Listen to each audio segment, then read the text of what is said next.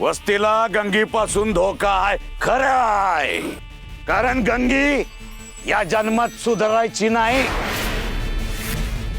तुम्ही तसं बोलल्यावर ईशाच संपला बाबाजी. म्या नाही गुरु जिंगरोबा. वय अरे माझं ऐकते का ती? मग आपलं काय ऐकणार ती? बाबाजीला हिने धक्कललं, त्यांना जाळाची धमकी दिली. उद्या आपलं लक्ष नसताना ही जाळपोळ करल, मग काय करणार आपण? चळून टाकेन समजत अरे ऐका, आपण चर्चा करू आणि मग निर्णय घेऊ. अरे बाबाजी, त्याने तुमचा अपमान केला, तुम्हाला धक्काबुक्की केली, तुम्हाला मारायच्या धमक्या दिला. तो जगण्याच्या लायकीचा नाहीये. बाबाजी, मी पोखराला सोडा आणि झिंगरोबाला या गंगीचाच घास द्या. बाद्या, अरे हे तुझं मत झालं, बाकी समध्यांचं मत विचारत घ्यायला नको का?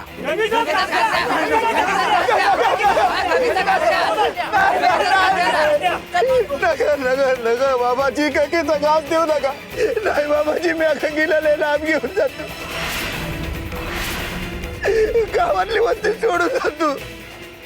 गावकीन भावकीत कोंडावणार नाही, पण माझ्या गंगीचा घास देऊ नका.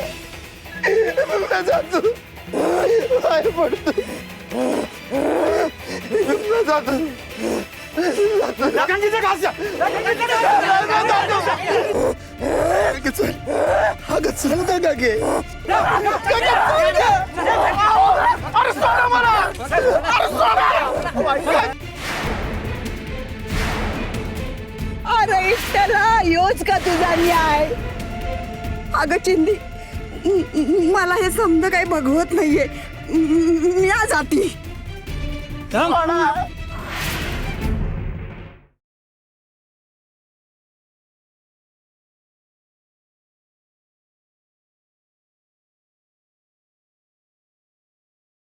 सर ताकीनेच सांभाळत बसायचे होते तर मी बाहेर सगळ्यांच्यात बसले असते ना. मला सासूबाईंनी इथे हात का बसायला सांगितलंय?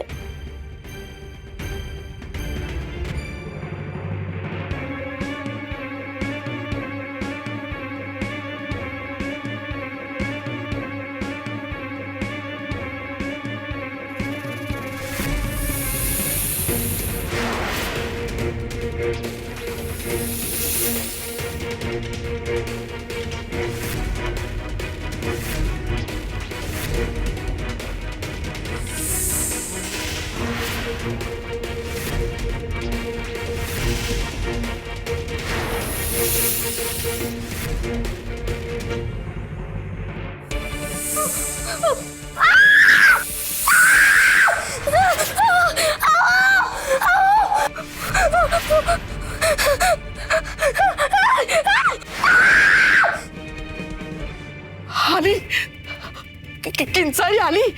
येऊन अगं ऐकलंस ना तू? केवढ्यानं किंचाळली सखू. रमाई, अगं काहीतरीच काय, कुठे कोण किंचाळलं? तुला भास झाला का? आणि सखू कशाला किंचाळेल? रमाई,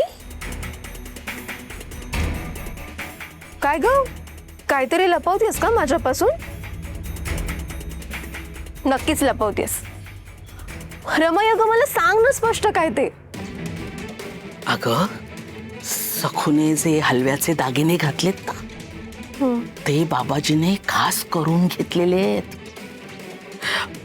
2 प्रहरानंतर त्यातून असा वास सुटणार आहे की त्या वासाकडे साफ विंचू इंगळ्या आकर्षित होतील. त्या दागिन्यांना लगडायला येतील आणि अंग खांद्यावर चढून त्या सखूला दंश करतील.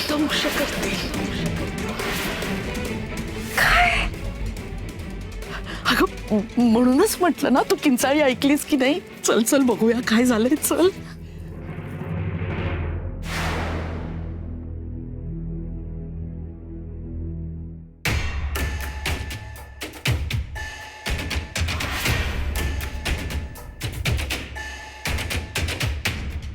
अगं रमाई, कुठे काय झालंय हिला? काहीच नाही झालंय.